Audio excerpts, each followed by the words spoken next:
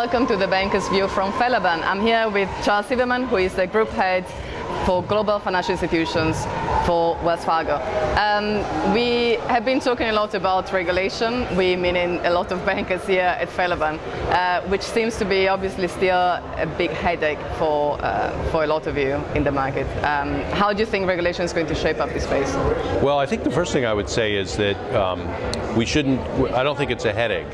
I think it's a requirement of the banking systems to kind of firm up our infrastructure and to abide by the regulations.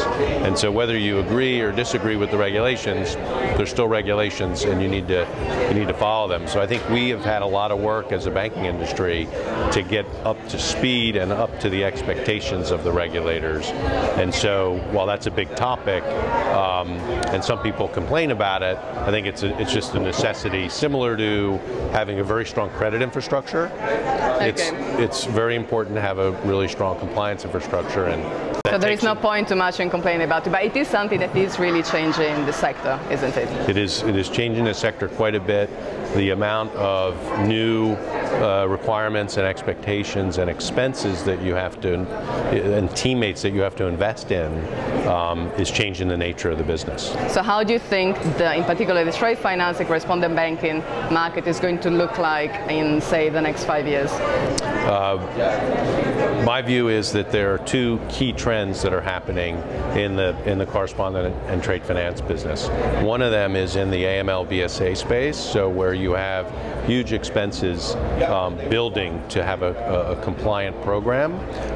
If you don't have the scale, right, to support that function, you're not going to be able to do the business. So bigger players, in theory, should be better positioned to continue and grow in this space. Correct, or efficient. Okay, players. or efficient players. Yes, and then the second big, I think, theme is Basel III.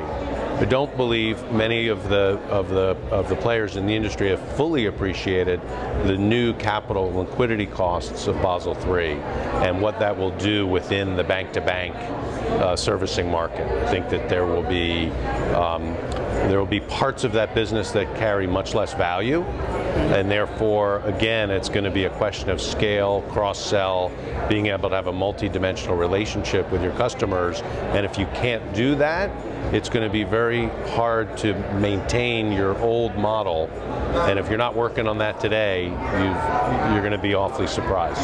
So are we going to have a space with fewer players that cover a bigger share of the market?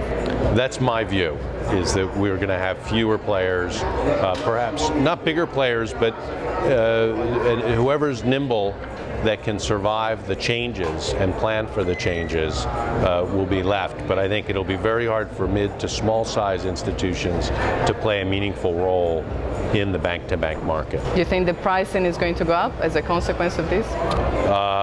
Yes, I do think it's going to go up, but how it goes up is another question. You know, it'll take time for that to work through the system, because a lot of these changes and expectations take 4 or 5 years to work their way through the system. Thank you very much for your comments. Thank you.